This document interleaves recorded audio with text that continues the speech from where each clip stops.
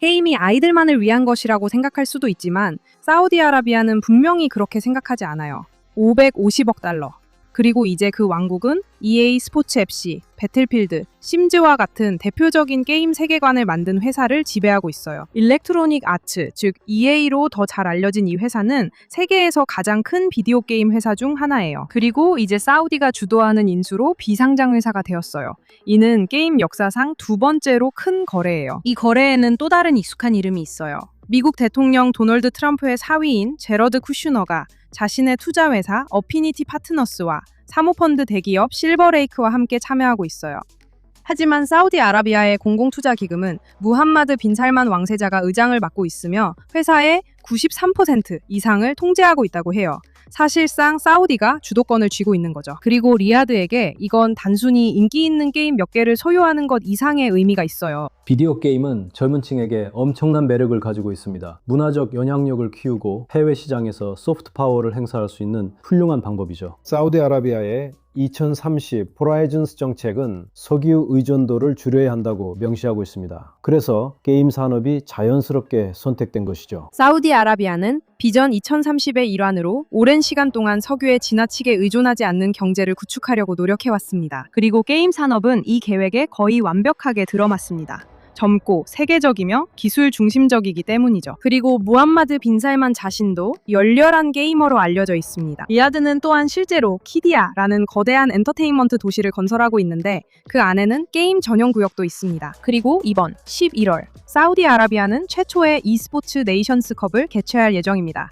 월드컵을 생각하시면 되는데 게이머들을 위한 월드컵이라고 보시면 됩니다. 선수들은 EA에서 만든 게임을 포함한 여러 게임에서 자국을 대표해 경쟁하게 됩니다.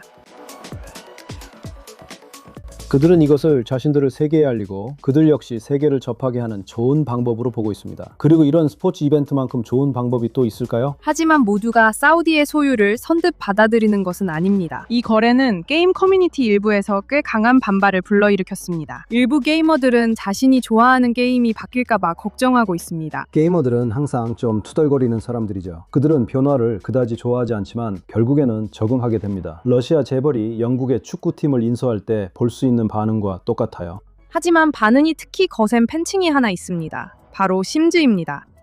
20년이 넘는 시간 동안 이 게임은 기본적으로 플레이어가 원하는 어떤 삶이든 만들 수 있게 해줬어요. 동성 커플도 오랫동안 게임의 일부였고 플레이어는 성별과 대명사도 자유롭게 설정할 수 있습니다. 그런 자유 덕분에 심즈는 특히 큰 LGBT 팬층을 형성할 수 있었습니다. 그래서 걱정이 어디서 나오는지 아마 짐작하실 수 있을 거예요. 이제 이 게임은 사우디아라비아가 통제하게 되었는데 그 나라는 동성관계가 불법인 곳이거든요. 일부 심즈 플레이어들과 스트리머들은 이미 플레이를 중단했습니다. 사우디아라비아가 게임을 검열하거나 LGBT 콘텐츠를 삭제할 계획이라는 증거는 없습니다. 하지만 전문가들은 심즈가 매우 다른 운명을 맞이할 수 있다고 생각합니다.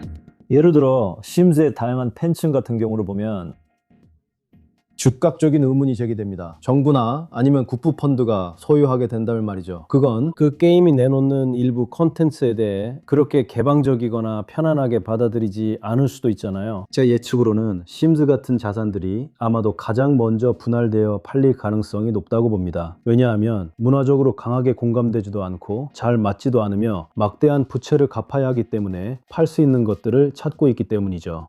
그리고 여기서 상황이 더 복잡해집니다. 사우디아라비아가 EA를 550억 달러에 샀을지 모르지만 그중 약 200억 달러는 부채로 따라오거든요. 이것은 사상 최대 규모의 차입 매수이 됩니다. 그리고 결국 누군가는 그 돈을 갚아야 하죠.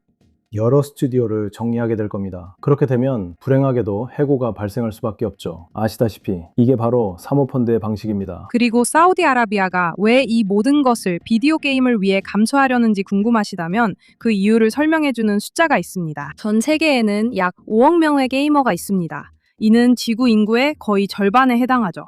그리고 이들이 매년 함께 쓰는 돈은 수천억 달러에 달합니다. 이것은 엄청난 수의 사람들을 대상으로 하는 대형 엔터테인먼트 산업입니다.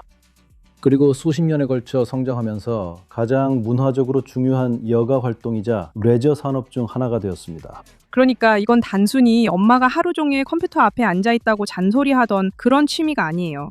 게임은 지구상에서 가장 큰 엔터테인먼트 산업 중 하나입니다. 할리우드, TV, 그리고 전통적인 스포츠가 갖고 싶어하는 관객층을 가지고 있죠. 그리고 사우디아라비아는 이 시장에서 훨씬 더 큰 몫을 차지하고 싶어해요. 퍼블리셔를 인수하고 토너먼트를 개최하고 게임 도시를 건설하고 있죠. 리야드는 석유의 중요성이 줄어든 이후에도 비디오 게임이 돈과 세계적인 영향력을 가져다 줄 수 있다고 승부를 걸고 있어요. 사우디아라비아는 게임 산업에 550억 달러를 투자했어요. 이제 게이머들은 자신이 사랑하는 게임에 어떤 변화가 있을지 주목하고 있죠.